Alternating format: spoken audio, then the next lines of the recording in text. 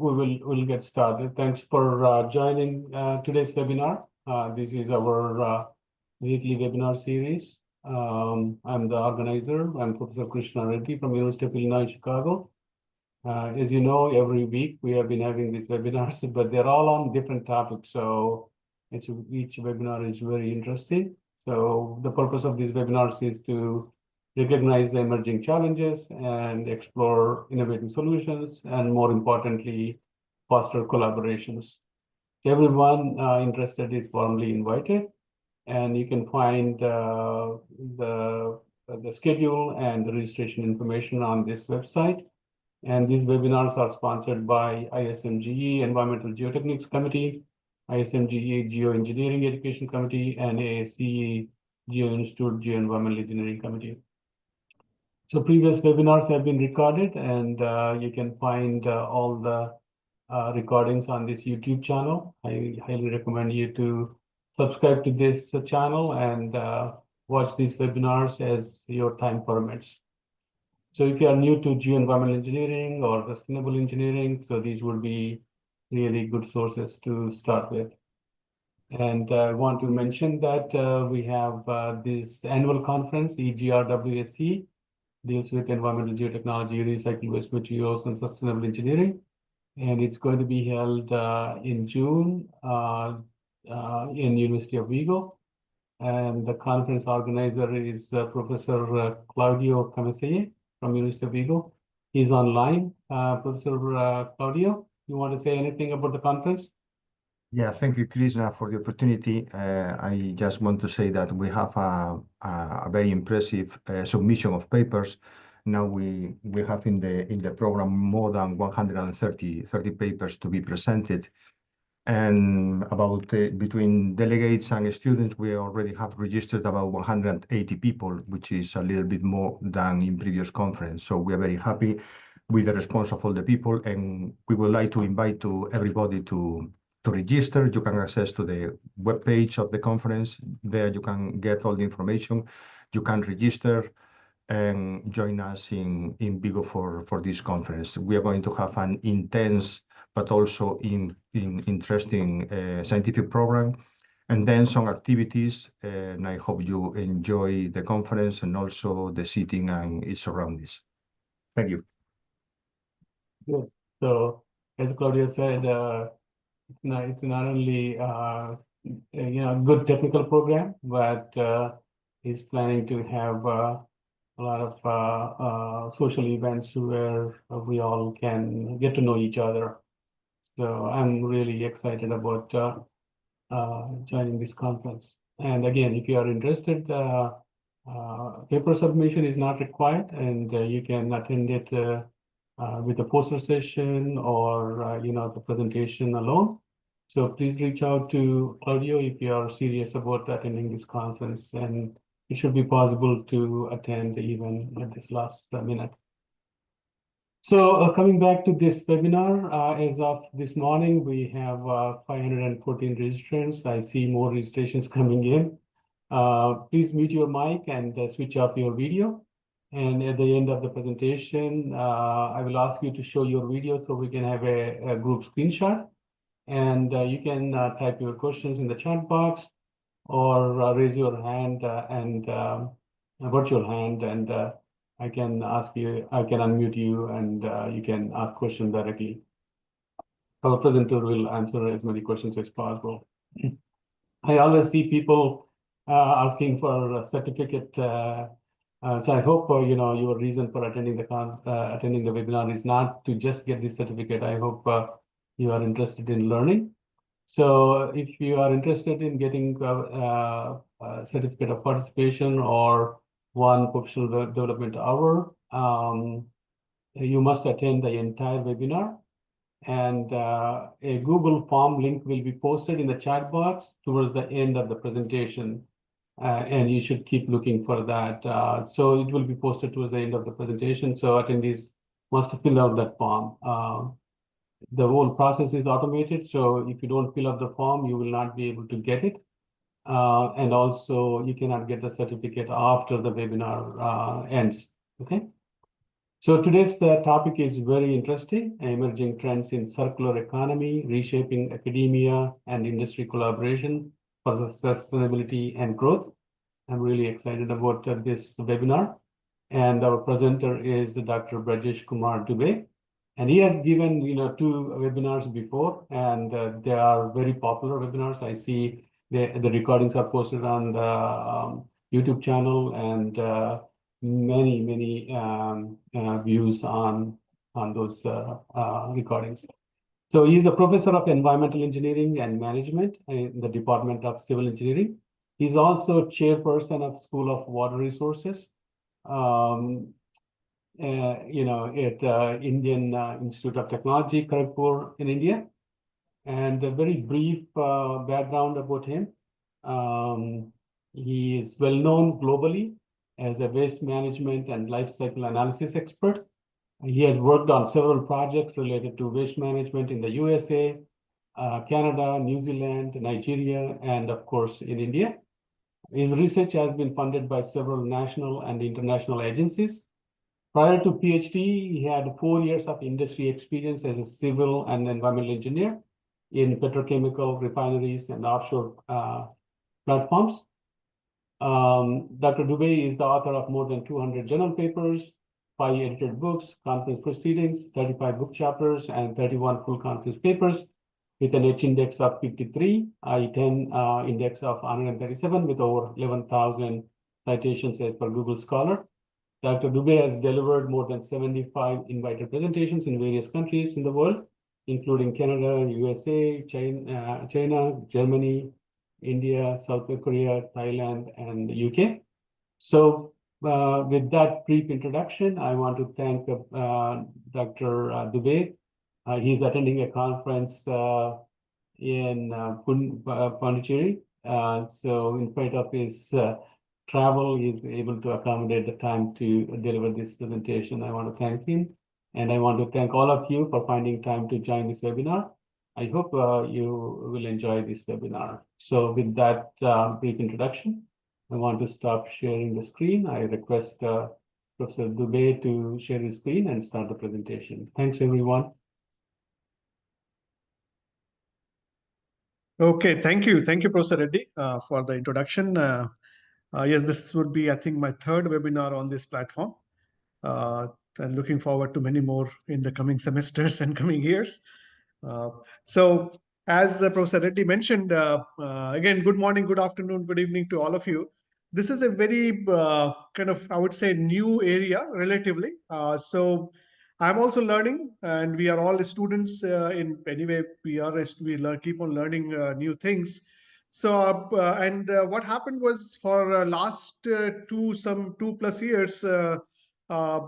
I've been working on some of the working groups in India at the central level and also with some industry, where we are trying to incorporate circular economy in our education, in our research. And there, with that experience, this thought came to talk about this topic today, and where we can each, many of us in the audience will have a variety of experience on this topic.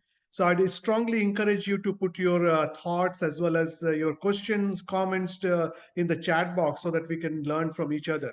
So topic, as you heard, it's trying to look at emerging trends in circular economy and how this circular economy, if we really want to make it happen, how the industry and academia has to come together. Then only we'll have the big goal of having this sustainability and sustainable development goals achievement and all that. So I think let me get this pointer here, which will be useful for me, and then you can see my slide.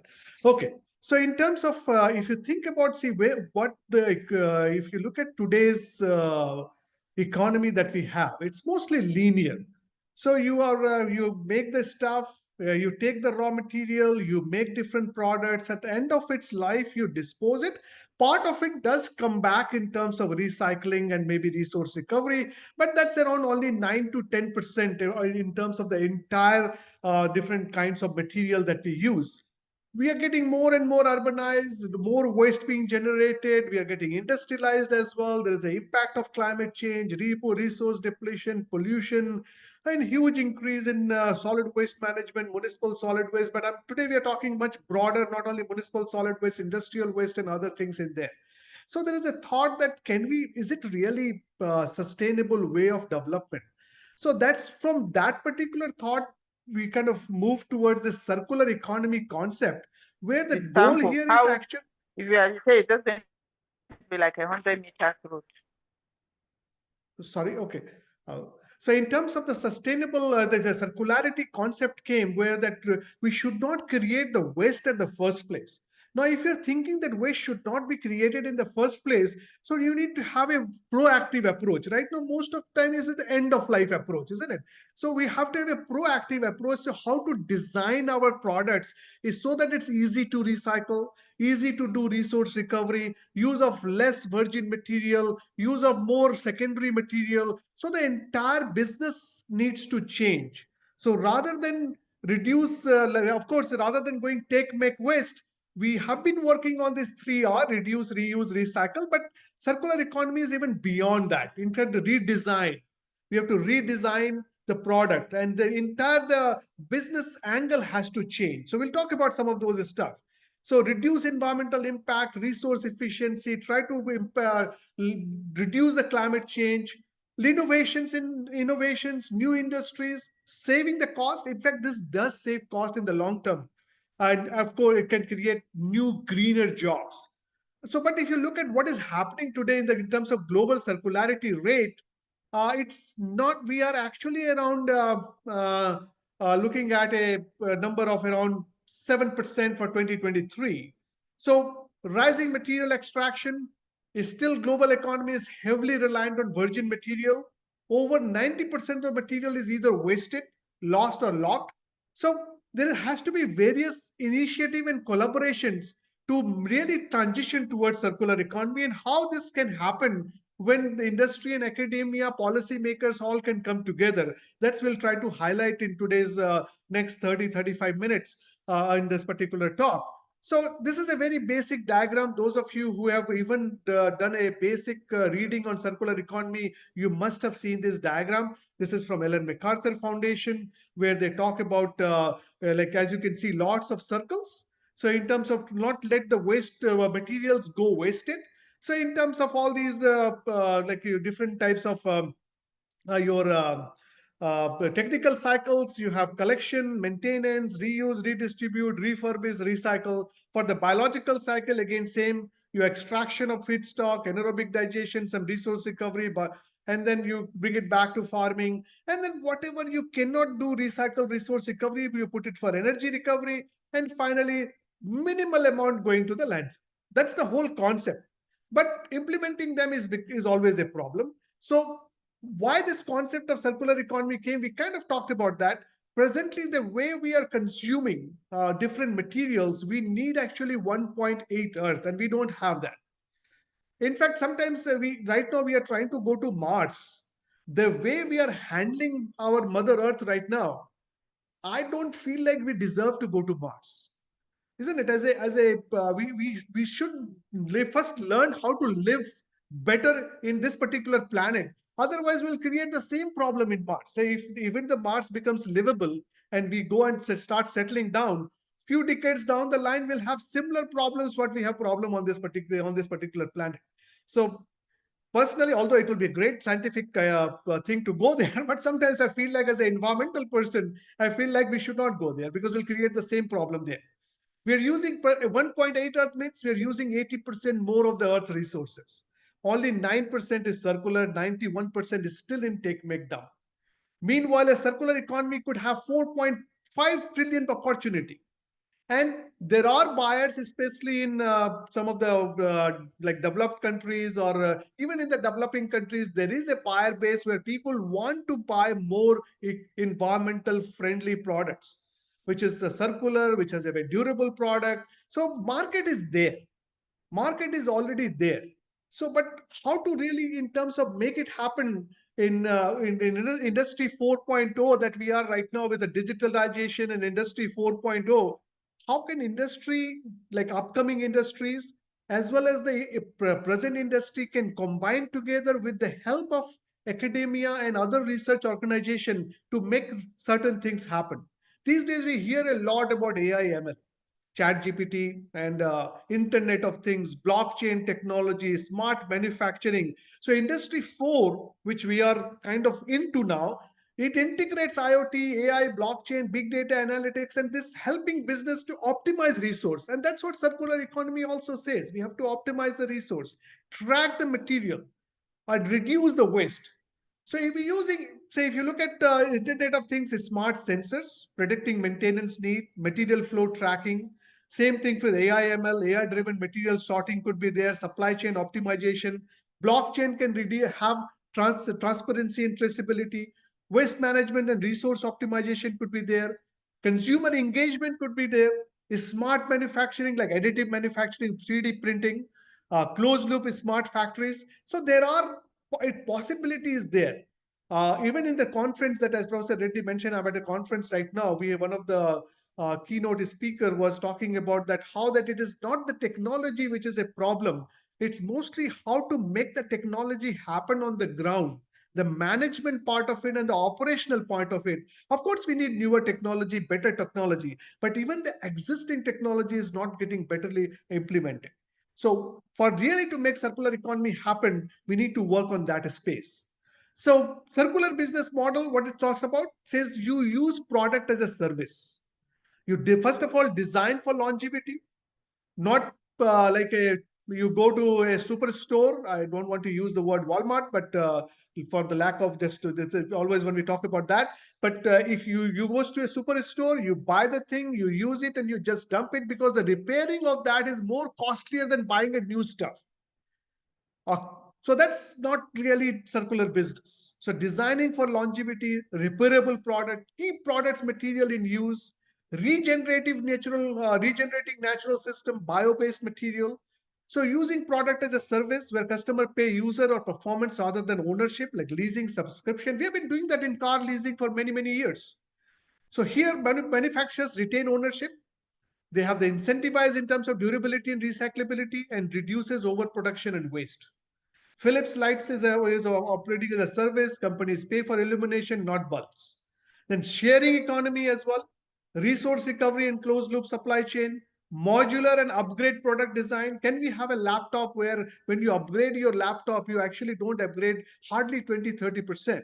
So can we just modular design, take the 20-30% out and put the new thing in there?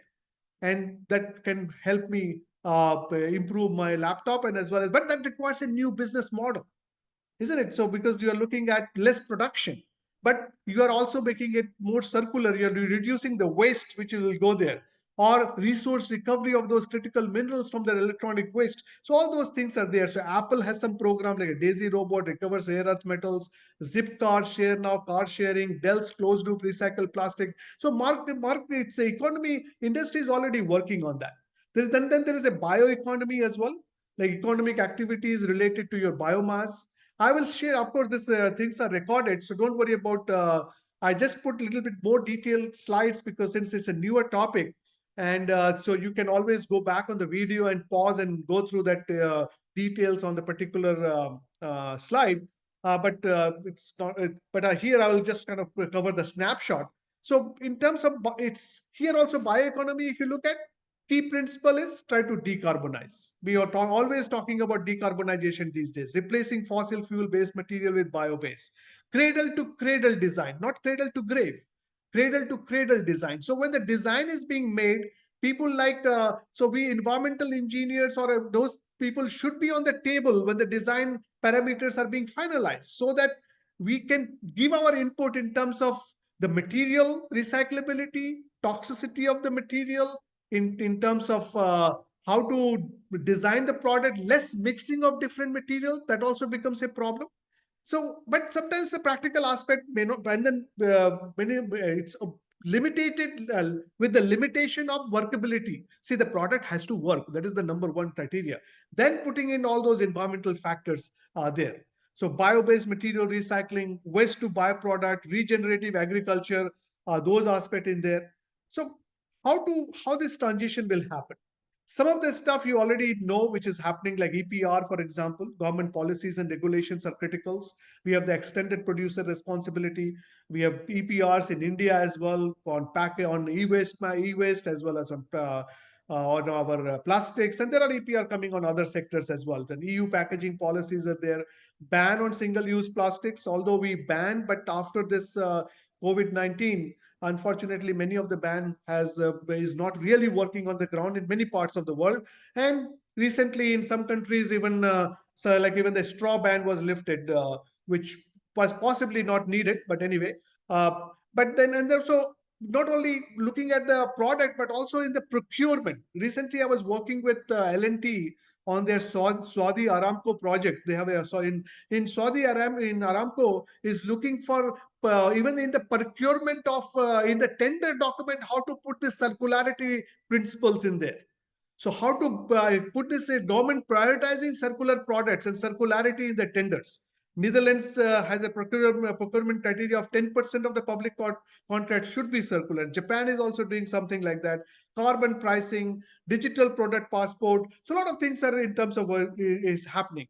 Now, what academia can do, like many of us here are from academia, so what we can do and how we can collaborate with industry to make the shift better and more happening on the ground. So universities and research institutions, we are the knowledge generator.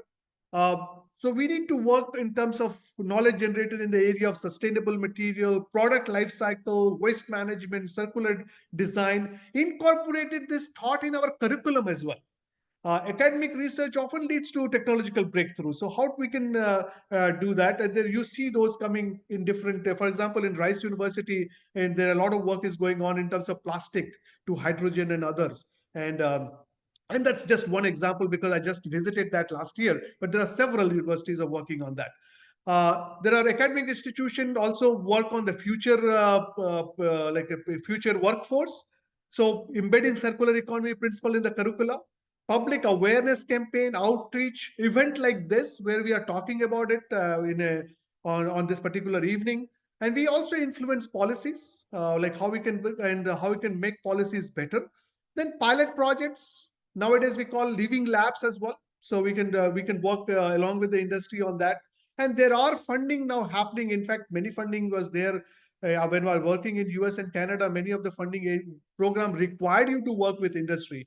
Now, even in India also, although in India, industries is still not that much in the mode of research funding, except a few, but we need to develop that culture where the industry has to be part of research funding. So the industry can play a role in terms of implementation and scale. See, in the lab, we can do only up to certain things. A small, starting from a bench scale to maybe a small pilot. But when I want to really showcase, I need industry to come to work with me. Then only it will be possible to work. So scaling up circular models, their investment, industry has to fund R&D and venture capital is startup culture also there. Innovation in business models, market demand, consumer behavior. So what is happening today when we try to work between industry and academia, there is always challenge in terms of traditional collaboration. Because academic focus is our long-term research. We have to publish. As an academic, if I don't publish, it said publish or perish. So we have to publish. But here we have we will have an ND, like a non-disclosure agreements, IP protection. Industry always look for short-term and then scalable solutions. So research often lacks immediate commercial applicability. It takes a long, sometimes decades to research to move from the labs to the field. We need to increase that pace. We need to make it happen quicker. Intellectual property as well. Academia seeks open access language. Industry demands proprietary control. There is always ownership of patent. So how make those? These are all solvable things. It's not that we need to sit down on a table and then kind of flesh it out to really make it happen. There are cultural and communication barrier as well. Academic language is highly technical. Industry is always looking at ROI, cost benefit analysis. So slow technology transfer from many CEO innovation fail to move from lab to market, lack of industry ready prototypes, funding gaps, all are like a regulatory and policy uncertainties are also there. So these leads to challenges in terms of collaboration. So how we can make reduce those challenges uh, based on based on readings and developments. As I told you earlier, I'm teaching this course on this campus in terms of circular economy for engineers. So we are always brainstorming on this topic. So based on the different things that we have looked at, Living Labs, which is coming up now, Living Labs, real world experimentation where academia, industry, policymaker, they co-develop, test and scale circular solution. Smart waste management, circular product design, industrial symbiosis happening in Netherlands for many, many years. Dedicated physical and digital hubs in terms of co-locate R&D teams in the industry itself. Industry presents real world carbon circular economy challenge. So challenge-based funding and competition, joint research centers, industry embedded PhDs and postdocs, where that is also kind of needed, where maybe 50% is funded through our like a normal funding is like in academia, and 50% funding coming from industry. And that's what the kind of intent of the PMRF program, the Prime Minister Research Fellowship Program, that was the intent at which it started. Unfortunately, we only very few PMRFs are actually getting industry support. Most of the PMRFs are getting full support from, although they're getting much higher stipend, but it is happening from the regular institutional funds only, academic fund itself. So what is happening in India right now? Those were the general stuff. So in India, there has been some initiative by government in terms of joint R&D. There is some incubation also, Atal Innovation Mission. Some curriculum development is also taking place, skill development, living labs. So we'll look at those one by one. So the government has come up with, DST has come up with some funds in terms of waste management or mission innovation. There are some international funding as well. So we right now have some Indo-Denmark funding or Indo-Sweden funding, which was kind of focused on circular economy. Then SERB has now industry research partnership. Still, the industry is, there are some, I would say, trust deficient, which is there everywhere in the world. But in India, we see, since I worked in US, Canada before, so I can compare the scenario. In India, still it's slightly on the higher side, where that the industry thinks that academia is only interested in publishing paper, and so we have to bridge that gap and try to have more collaborative research. Yeah, there are some success as well. IIT Delhi has some working with Terry and Tata Steel, and I'll talk about IIT Kharagpur in particular later on. There are industry academic incubation hub, like I already talked about Atal Innovation, Bioeconomy program, in some program in Sikkim. IIT Madras Research Park is doing wonderful. There are curriculum development happening, pushing from UGC, AICTE. There are, as part of our new education policy. And ISC Bangalore and Mahindra Group is now jointly offering executive courses on circular economy and mobility. IIT Roorkee has launched a course. IIT Kharagpur has launched a course as well, which we talk about that. Then there are a lot of skill alignment as well with respect to circular economy, with the Skill India Mission, Green Job Sector, Jan Shiksha Sandhan. Terry is working with the school. Terry School of Advanced Studies is working with this with Indian businesses. CPET, another institution, is trying to include recycling and CE module. Now, Living Labs, a smart campus challenge, was by AICTE and our Ministry of Housing and Urban Development, Unnat Bharat Abhiyan, which I am also part of that. We are promoting rural circular economy solutions. Swachh campus ranking has also come up. So IIT Gandhinagar, for example, uses this lab as a living lab for waste composting. The DTU is doing some work with NDMC. Then joint intellectual properties and startups, that is also Startup India. So all those different programs are there which you can look at. At Kharagpur itself, with some work that we are also involved with in terms of R&D, in terms of geopolymer concrete, slag reuse. We are doing some work with Tata Steel, Jindal Steel as well. Curriculum development is being happening as well as the rural. So we have a Center of Excellence in Advanced Manufacturing and Technology, which is led by one of our colleagues from mechanical department, where many of the professors, we are working with Tata Steel, Hindustan Lever. So what I'm trying to show that it's not that things are not happening. It is happening, but it has to happen more and more and more. Programs has to be launched if we really want to pace up in terms of circularity. Sustainable Infrastructure Research Hub is working on as well, working on construction and demolition work. We have certain funding. Tata Steel, where we're trying to work with the steel slag valorization, slag-based geopolymer concrete we are working on. Collaboration with cement industries are going on. We have a research incubation park as well. We are trying to work with rekindling the repair economy, where IIT Kharagpur students, they developed a platform connecting local repair technicians to electronics and home appliances in the repair, reuse, refurbish strategy. Then I told you earlier, like I'm offering a course on circular economy for engineers, and also have a course on life cycle assessment. We have also taken this course on national level as an NPTEL program, performing some executive education, rural models, policy advisory roles. And so those are some of the work which is happening in India in this particular space. Of course, there are challenges. So I'll look at now. Let's look at some of the international examples as well, in terms of some of the case studies where this industry, academia, and the policymakers, they came together and they made something happen on a bigger scale, and we can learn something from there. So this project Trans Textile, it is actually is interdisciplinary innovation from Sri Lanka, where textile waste issue is being handled with local industry and academia. So it's a 5-phase interdisciplinary innovation program where they looked at, they had an intro workshop, project brief was developed, experimentation was done, certain evaluation, technology road mapping, and then there was an outcome in terms of innovation prototype. They come up with bean bags, fiber panels, denim tiles. Each concept looked at environmental, economic, social, because you have to look at all three, isn't it? And was showcased to over 60 industries and academic attendees. The link is there at the bottom. Later on, if you want, you can have you can visit that to read more about that. For most of the slides, wherever I've taken the information from other sources, I've put the link at the bottom so that you can always go and find more information there. So another example, the Redress, which is an Innovate UK competition, where the supply chain innovation towards circular economy, where they are looking at Marks and Spencer and then University of Cambridge. They work for 2 years to innovate business models, supply chain, and for Mark and Spencer's sustainability commitment. Circular economy integration, that is also has been done there. Business model and supply chain. So a lot of like pilots are being done in terms of different programs. ETH Zurich has a sustainable floor system with Holcim, where it's a global leader in sustainable building solutions. So they are working with many brands like Lafarge and all. So they were with the goal of 80% lower CO2 footprint, carbon footprint, material efficiency, green concrete, no steel reinforcement.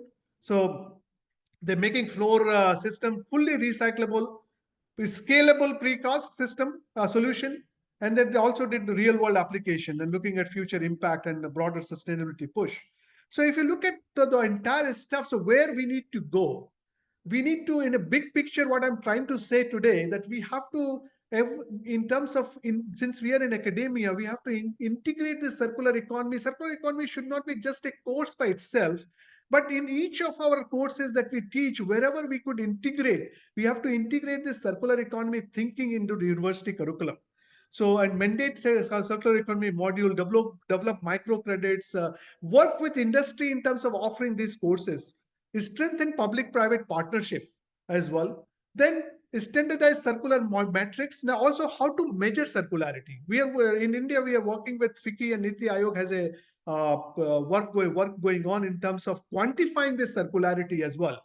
I have been part of as one of the member there as too.